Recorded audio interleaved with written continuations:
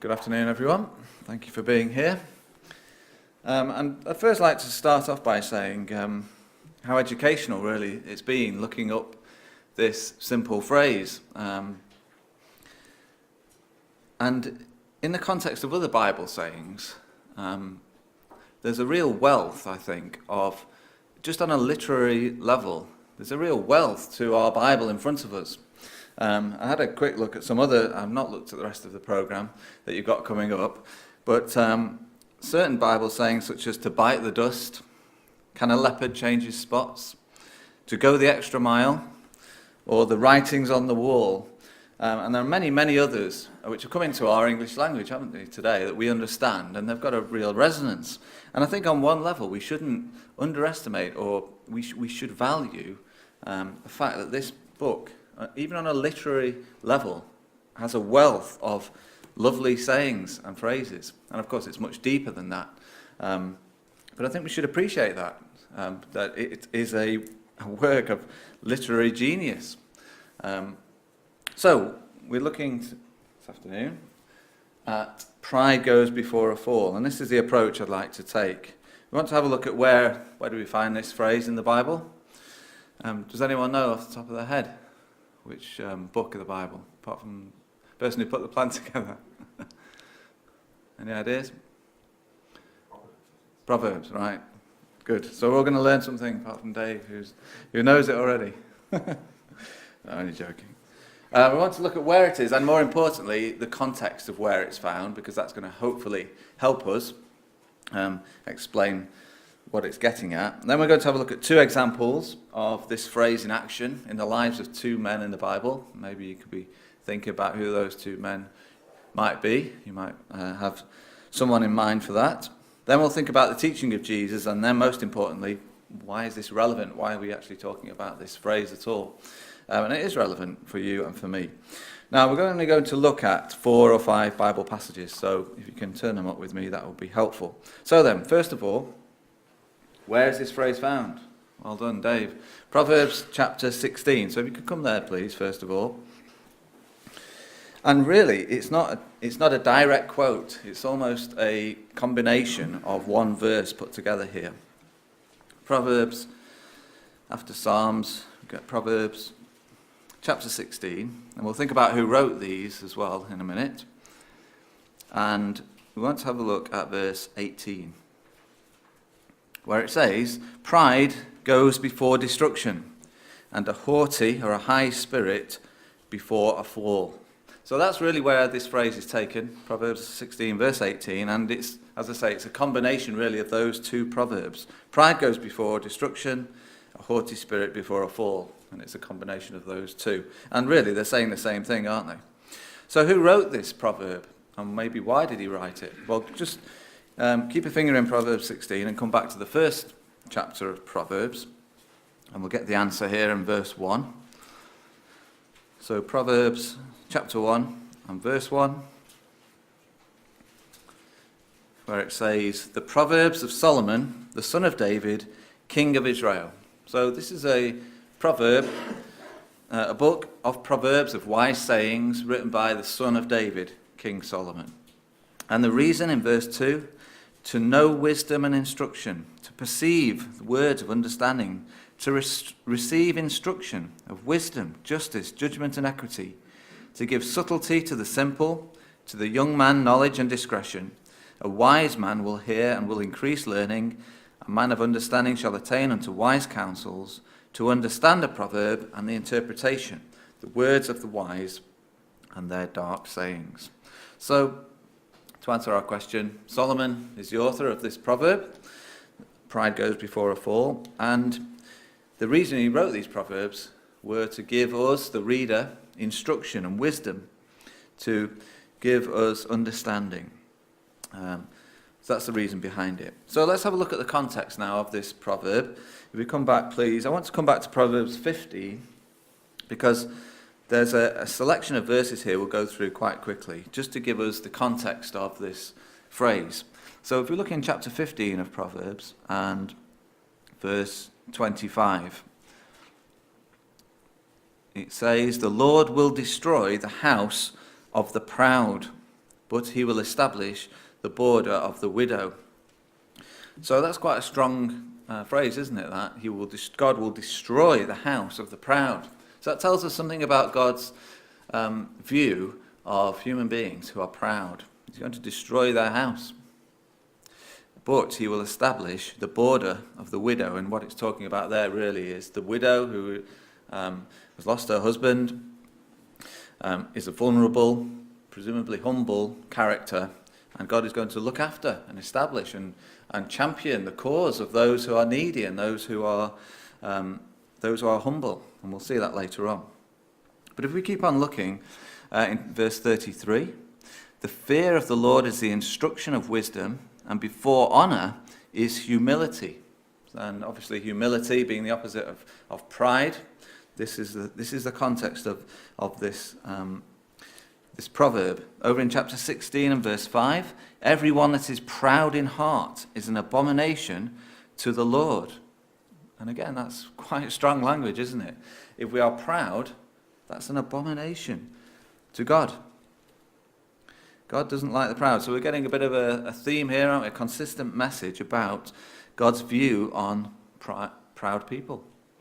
And then finally, verse 19, better is it to be of an humble spirit with the lowly than to divide the spoil with the proud. So it's better to have a discreet, low, humble life with those people who are humble than to enjoy great riches with the proud. That's what it's saying. So God clearly doesn't want us to be proud in our lives. He's looking for humility. So that's the context of where it's found, and we can all remember that now, can't we? Proverbs 16, verse 18. Right, let's see this in action now. And we're going to look at two examples of this proverb, this saying, in action. The first character I'd like us to think about is Nebuchadnezzar. Now, I don't know if that was one of the men you were thinking of, who was brought low. Let's come over, please, to the prophecy of Daniel and chapter 3. So we've got the prophets, Isaiah, Jeremiah, Ezekiel, and then Daniel. And there are many other examples we could look at in the scriptures of characters of men and women who were proud and who had to be humbled and had a fall. But we're going to look at just two. So we want to look at Nebuchadnezzar, and for the context here, we're talking about 600 years before Christ was born in Babylon, which today is modern-day Iraq. And we're in chapter 3. And really, this follows on from chapter 2, which is where Nebuchadnezzar had a dream. It was a dream of a great, terrible image, which represented many kingdoms of the world through history. And in chapter 3, we get Nebuchadnezzar building an image which really represented him. And let's just read about this in verse 1. Nebuchadnezzar the king made an image of gold, whose height was 60 cubits, the breadth thereof 6 cubits. He set it up in the plain of Dura in the province of Babylon.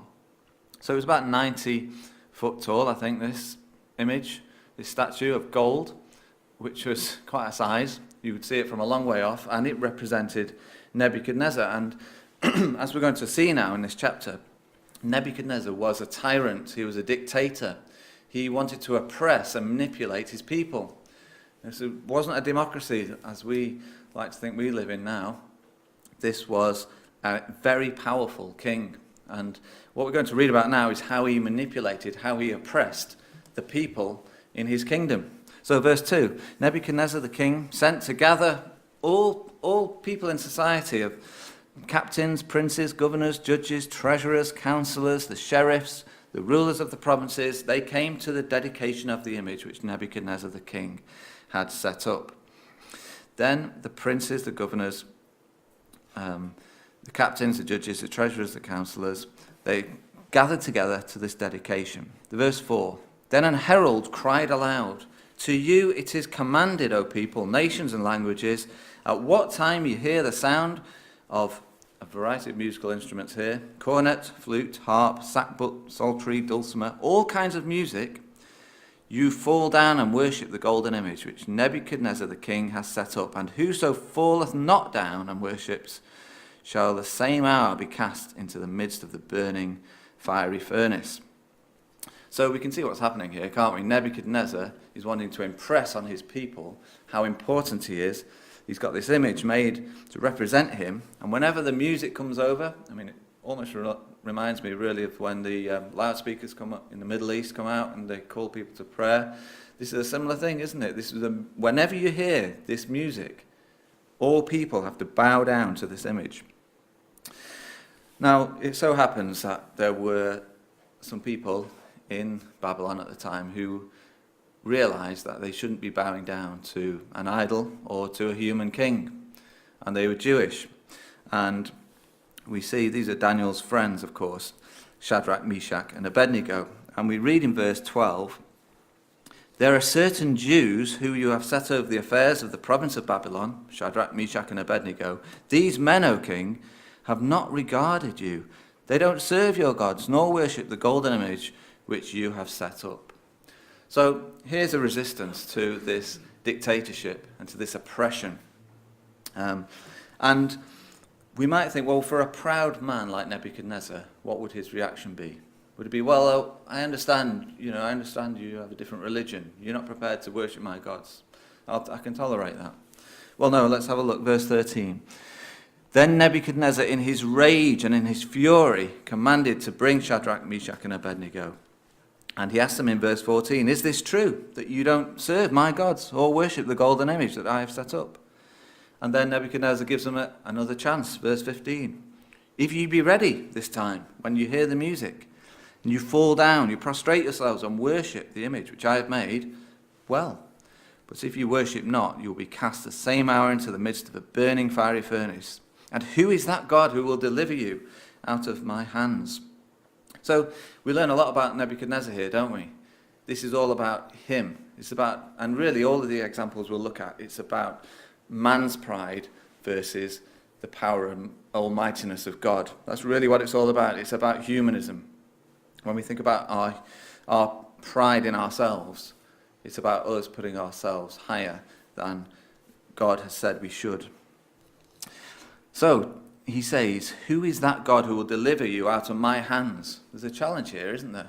Is your God going to deliver you out of my hands? This is all very personal pride, isn't it, of Nebuchadnezzar.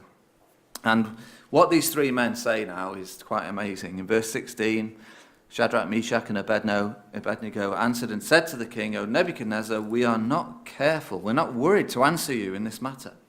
If it be so, our God whom we serve is able to deliver us from the burning fiery furnace, and he will deliver us out of thine hand, O king." So what confidence, what trust that they would escape this punishment, that God would deliver them. But then look at verse 18. "But if not, be it known unto you, O king, that we will not serve your gods, nor worship the golden image which you have set up." So, this is a red rag to a bull, isn't it? This is saying our God will deliver us, but if he doesn't, we're still not going to obey your word. So how did Nebuchadnezzar react? Verse 19, "He was full of fury, and the form of his visage, his face, was changed against them, and he therefore spake and commanded that they should heat the furnace 7 times more than it was usual to be heated." So something that goes hand in hand with pride, and with human pride, is anger. And we sang about that in our first hymn. Nebuchadnezzar was full of fury. Verse 13 says, Nebuchadnezzar in his rage and in his fury. What an insult to his ego, to his dominance and his leadership. How dare you disobey my commands? Well, if we know the story, these 3 men, of course, were saved from this burning fiery furnace. Verse 23, "These 3 men, Shadrach, Meshach, and Abednego, fell down bound into the midst of the fiery furnace. Then Nebuchadnezzar was astonished. He rose up in haste and said to his counselors, 'Did we not cast 3 men bound into the midst of the fire?' And they said, 'True, O king.' He answered and said, 'Lo, I see 4 men loose, walking in the midst of the fire, and they have no hurt, and the form of the 4th is like to the Son of God.'" And of course, this is an angel which has come to deliver these 3 men. So they have a miraculous escape, don't they, these 3 men? Now, how did this affect Nebuchadnezzar? From being this proud, despot, this dictator, this brutal leader who was trying to oppress his people. Look at what he says in verse 28. Nebuchadnezzar spake and said, Blessed be the God of Shadrach, Meshach, and Abednego, who has sent his angel and delivered his servants that trusted in him, and have changed the king's word, and yielded their bodies, that they might not serve nor worship any god, including my own, except their own God. Therefore I make a decree that every people, nation, and language which speak anything against the God of Shadrach, Meshach, and Abednego shall be cut in pieces, and their houses shall be made a dunghill, because there is no other God that can deliver after this sort. So it's an amazing turnaround, isn't it, from this man who thought he could tell everybody in his kingdom what to do, to bow down, to worship him and his image and his gods. And he's humbled here, isn't he? He has to realize that there is no other God than the living God of the Bible, the living God of these three men. And we can carry on in the life of Nebuchadnezzar. If we come over to chapter 4 now, and we won't go into this in detail, but Nebuchadnezzar had a dream here it was basically about a tree which was about to be chopped down and felled, and it represented him. And he was this strong, powerful leader, this man who was about to be chopped down to size, if you like. And he had to learn here, as verse 17 of chapter 4 says, partway through the verse, to the intent that the living may know that the Most High, that's God himself, rules in the kingdom of men, and he gives it to whomsoever he will, and he sets up over it the basest of men. And this week we might be seeing, something like this, mightn't we? Clinton or Trump, whoever it is, the leaders of this world, they're put in power by God. God sets up over this world the basest of men. And Nebuchadnezzar had to learn this too. Just want to pick up verse 30. If we can have a look at Daniel 4 and verse 30. Look at Nebuchadnezzar's attitude here. The king spake and said, Is not this great Babylon that I have built for the house of the kingdom by the might of my power and for the honor of my majesty? So this is what a proud man speaks like. It's all about me. It's all about me. I built it. I built Babylon. The might of my power, the honor of my majesty. Well, God had plans for Nebuchadnezzar. Verse 31, While the word was in the king's mouth, there fell a voice from heaven, saying, O King Nebuchadnezzar, to you it is spoken, the kingdom is departed from thee, and they shall drive you from men. Your dwelling will be with the beasts of the field, and you will eat grass like an ox. So Nebuchadnezzar was going to be humbled. He was going to fall. This proud king, this proud man. And in verse 37, we have the end result. And this is typical of Nebuchadnezzar. He goes from 1 minute from being up here, and the next minute he's completely humbled. Now I, Nebuchadnezzar, praise and extol and honor the King of heaven, all whose works are truth and his ways judgment, and those that walk in pride he is able to abase. And I suppose in many ways this is what God's work is. It's to humble those who are proud. And Nebuchadnezzar had to learn that lesson. All right, so that's our first example. And the second one I want to think about is Haman, which immediately came to my mind because this man and his story really is made for Hollywood. This would make such a great film, as we're going to see. Some of the incidents and timing in this man's life are amazing. So come back, please, to Esther in chapter 3. So we've got Chronicles, Ezra, Nehemiah, Esther. This time we're in Persia, which is modern-day Iran, and we're about 400 years before Christ.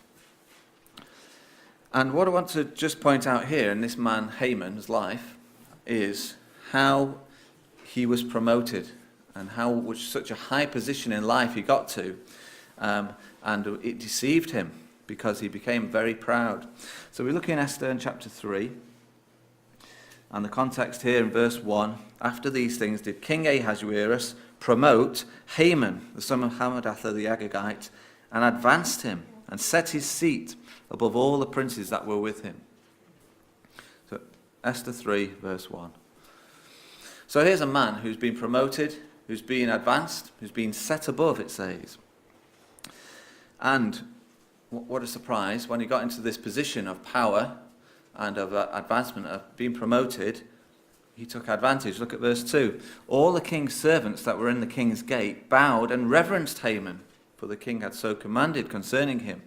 But, and here's the pesky Jews coming into play again, but Mordecai, who was a Jew, bowed not, nor did him reverence. And again, this is about the pride of man, about someone thinking they've got a high position, they want to be worshipped and adored. And here's a Jew who knows he shouldn't, the only being he should be bowing down to and worshipping is God Almighty. So we come to verse 5. When Haman saw that Mordecai bowed not, nor did him reverence, then was Haman full of wrath, and thought scorn to lay hands on Mordecai alone. For they had showed him the people of Mordecai, and that he was a Jew. So again, we've got this idea of anger and fury, haven't we? And scorn that comes along with pride. And if we read the rest of the chapter, which we won't now, from verse 8 to the end of the chapter, it's really about Haman making a decree to kill all the Jews that were in the provinces. And really, this is really what Esther is all about. It's about the genocide of the Jews and how God was going to save them through Queen Esther. Now, we just move over to chapter 5, please. And we just want to look at the way that Haman deals with this promotion. Maybe we could think about the way that we deal with promotion or advancement or in our lives if we have that. Because in chapter 5 and verse 11, Haman told them of the glory of his riches, the multitude of his children, and all the things wherein the king had promoted him, how he had advanced him above the princes and servants of the king. So here's a man who just talks about himself, isn't he? About his glory, about his possessions, about how he'd been promoted. It was all about himself, this selfish pride. And yet, in verse 13, all this avails me nothing as long as I see Mordecai the Jew, sitting at the king's gate. So, in other words, I've got all of these riches, all of this promotion, but as long as I see this man, Mordecai, not bowing down to me, it means nothing. So this is how selfish and proud he was. And look what he does in verse 14. Zeresh, his wife, said, and his friend said to him, let a gallows be made, 50 cubits high, and tomorrow speak to the king that Mordecai may be hanged thereon and go into the banquet. And the thing pleased Haman. He caused the gallows to be made.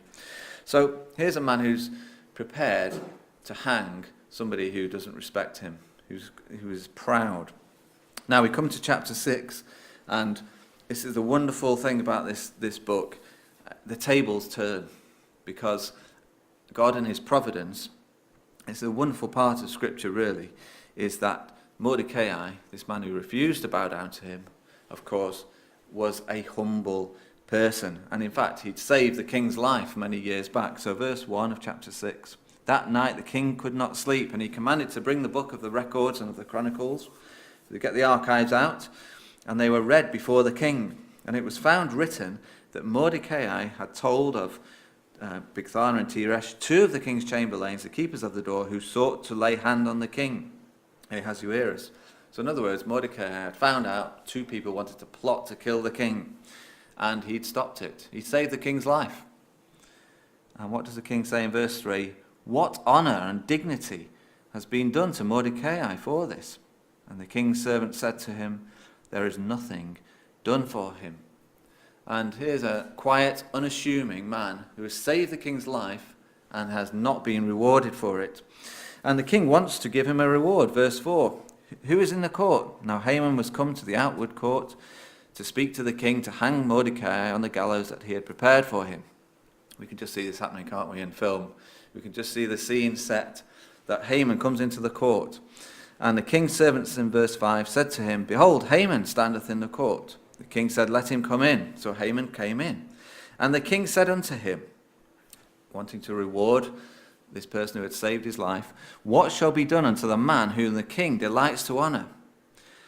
Now, Haman thought in his heart, to whom would the king delight to do honor more than to myself?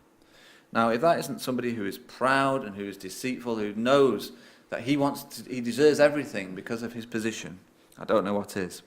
And Haman answers the king, verse 7, for the man whom the king delights to honor. Then he reels off this whole list, doesn't he? He's thinking, this is me. What would I like? Well, verse 8, the royal apparel, bring the king's clothes, which the king used to wear, the horse that the king rides upon, the crown which is set upon his head. Let this be delivered, verse 9, into the hand of one of the king's most noble princes, that they may array the man withal, whom the king delights to honor, and bring him on horseback through the streets of the city, and proclaim before him, thus shall it be done to the man whom the king delights to honor. So here's Haman thinking, what would I like? I'd like the royal clothes, I'd like the crown, I'd like the king's horse, I'd like to be paraded in front of everyone. Look at what happens to the person who the king delights in. And he's got it all worked out, hasn't he? This is pride. This is what he wants for himself. And then, absolute killer line, this, isn't it? In verse 10. Then the king said to Haman, make haste, take the apparel and the horse, as you have said, and do even so to Mordecai the Jew that sits in the king's gate. Let nothing fail of all that you have spoken. And it's just an incredible line, that, isn't it, in our scriptures, that the king says, all of these wonderful things that you desired, do them to somebody else. And of course, Haman can't handle this now, can he? And the bottom line is in chapter 7 and verse 10, when Haman has been found out really what he's like and what his character is like. So they hanged Haman on the gallows that he had prepared for Mordecai. Then was the king's wrath pacified. So it just seemed to me a really good example of someone who was proud, who had been promoted, who thought life owed him everything. And he was brought crashing down, wasn't he? By the king wanting to reward somebody who was humble, somebody who was unassuming. So those are our two examples, and we want to now go on just finally to teaching of Jesus. So come over please to Matthew 23. And maybe we can think about our discipleship as if we want to be followers of Jesus, we have to follow his teaching. And this chapter has the teaching of Jesus in it. Matthew 23, just a few verses from verse 9. And this is really interesting in the context of other religions. I mean, we think of other religions, and we'll talk about this in a minute. Verse 9, Jesus says, call no man your father upon earth, for one is your Father which is in heaven. You know, when we think of the Catholics, they have El Pap, don't they? Papa, Father, the Holy Father, the Pope. You know, that's their leader. That's their figurehead. They call one on earth Father, Holy Father, don't they? And Jesus says, call no man your father on the earth, for you've got one Father in heaven. So that's quite a serious thing to understand, isn't it? Jesus says, your Father is your Father in heaven. Verse 10, neither be ye called masters, for one is your master, even Christ. And then here's his teaching about what our attitude should be. He that is greatest among you shall be your servant. Whosoever will exalt himself will be abased, and he that shall humble himself shall be exalted. So Jesus is saying, if you want to be my disciples, my followers, you should be humble. You should be able to serve. You should be obedient. It's about subservience. It's not about pride and human pride. And we should be servants, not masters. That's quite challenging words, aren't they, some of those? So let's come over then finally to Luke 12, please. And this is the parable that we read earlier of the rich fool.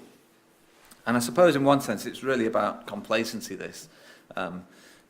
There is pride in there, isn't there? There's pride in the fact that we can look after ourselves, we're self-reliant.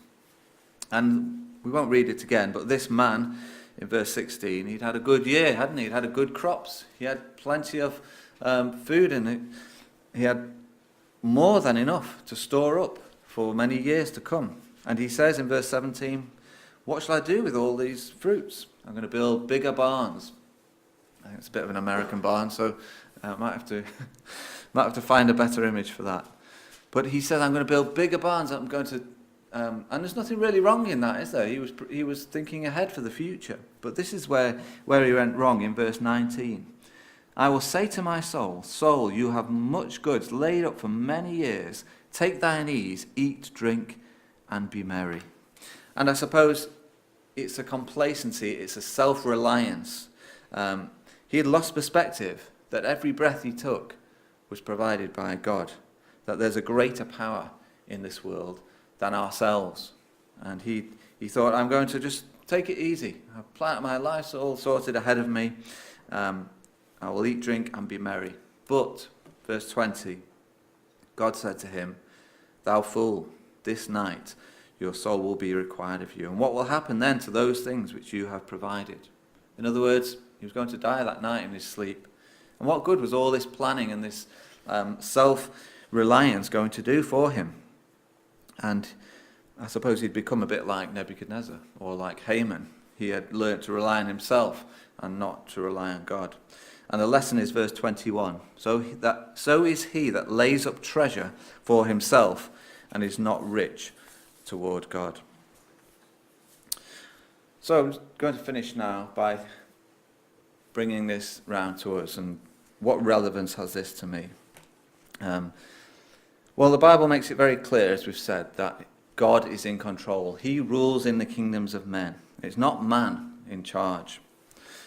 And God desires humility, not pride. He wants us to be obedient, to serve. And there are examples throughout the whole of the scriptures for us to learn from. There's good examples and there's bad examples. And if we want to be followers of Jesus Christ, then we've got to be humble. We've got to serve. We've got to abase ourselves. We're not to be proud and arrogant. And just one final point I'd make is sometimes we might think in this life things are unfair, things are unjust. There are proud people out there who seem to be prospering and seem to be bucking the trend. This life seems unfair sometimes. I think of some. You might think of somebody like a rap star.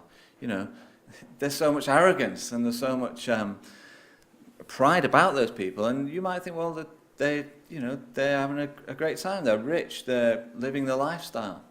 But in the long run, friends, the kingdom of God, there won't be people like that in God's kingdom. God wants us to be humble, to serve each other, not to be proud. There will be justice and righteousness in the kingdom. So I'm going to leave you with a thought now to take with us. Be humble or you will stumble. Thank you.